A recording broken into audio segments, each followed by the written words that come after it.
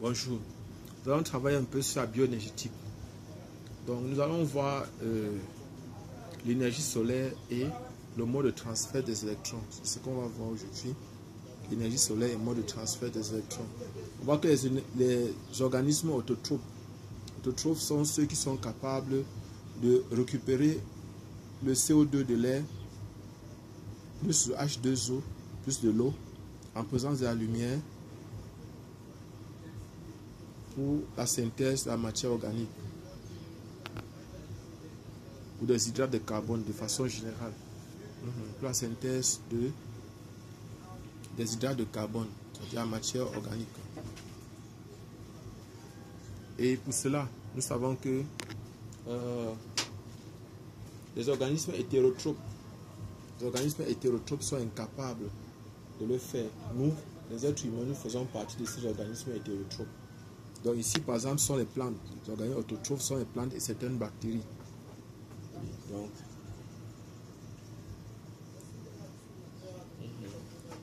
l'oxydation, on va voir par exemple que nous, les êtres humains, sont obligés de consommer de la nourriture et des aliments qui seront transformés directement en matière organique pour pouvoir prélever de l'énergie. Donc nous allons maintenant voir comment, par exemple, l'oxydation, comment les quatre types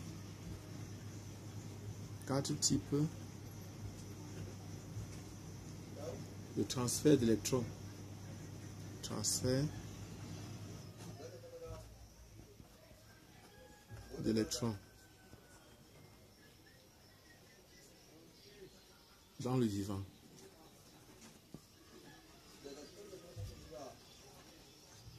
Bon, les quatre types de transfert d'électrons dans le vivant. Nous allons dire le premier type.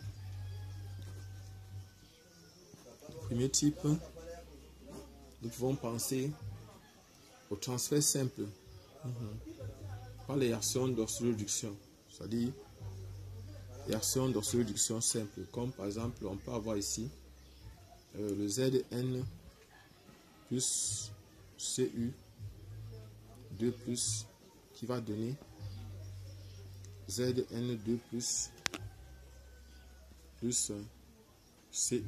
qui se dépose. C'est-à-dire, ça c'est une simple oxyréduction, une simple réaction d'oxyréduction qu'on connaît. Voilà, c'est que ça c'est le dépôt de cuivre. Donc on peut avoir ce genre de réaction-ci. Maintenant on peut aussi avoir le type 2.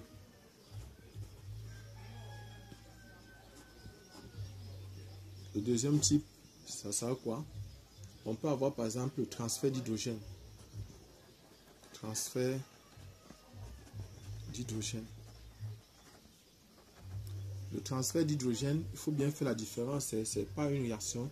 Donc nous avons ici A, H2 par exemple, qui donne A plus 2H plus 2 électrons.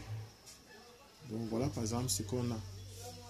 On va voir par exemple un exemple de ceci, c'est la molécule d'eau.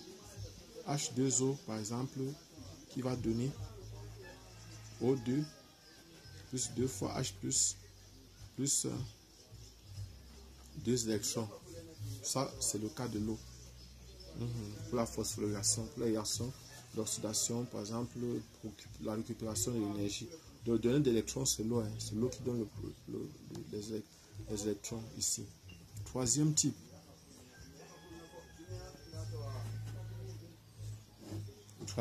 Nous pouvons dire que le troisième type,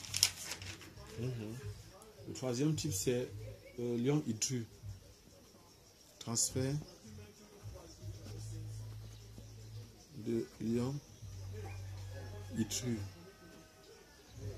L'ion hydrure, c'est un H qui est chargé négativement, c'est-à-dire c'est un hydrogène qui a gagné un proton, qui a gagné un électron plutôt.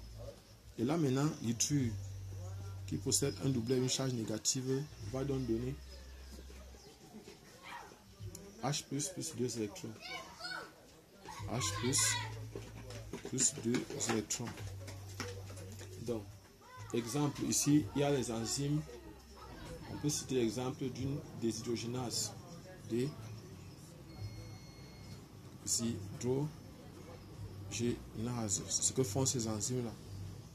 Donc, c'est une des menaces, par exemple, ce qu'on aura. Maintenant, on peut aussi avoir, le dernier cas, incorporation de O2.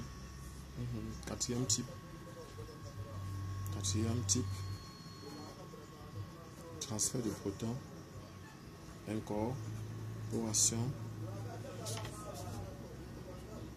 Incorporation d'une molécule de dioxygène de O2. On peut prendre par exemple le cas de R de cette réaction-ci. Prenons le cas de CH3, CH2, CH3 plus un demi de O2 qui va donner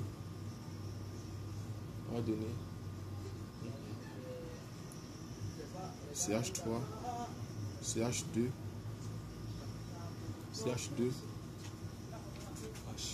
OH. Voilà ce qu'on va voir. Il y a eu une incorporation de O2 ici. Voici un demi de O2. Donc ça, c'est aussi une réaction d'oxydation. Il y a eu transfert d'électrons dans le cas-ci.